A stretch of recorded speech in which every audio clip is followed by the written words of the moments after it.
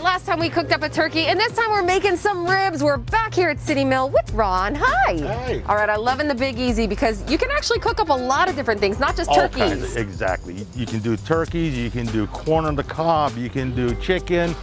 We're gonna try some ribs today. Now use some of the accessories that we also have on sale.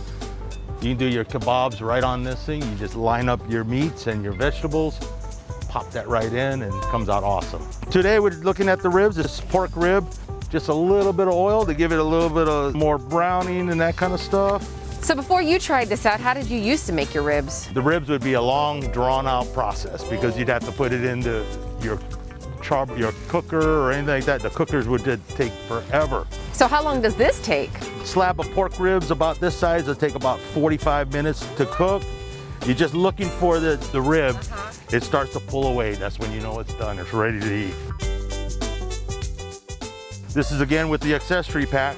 Makes it nice and easy to hang my meat in there. I do the old hammock method. Whoa. On the four corners, and just like hooking up your hammock in the backyard, about 45 minutes. You just turn on your propane, put this thing to light, get a little spark, and we're off and running. Oh, yes. Ribs. All right.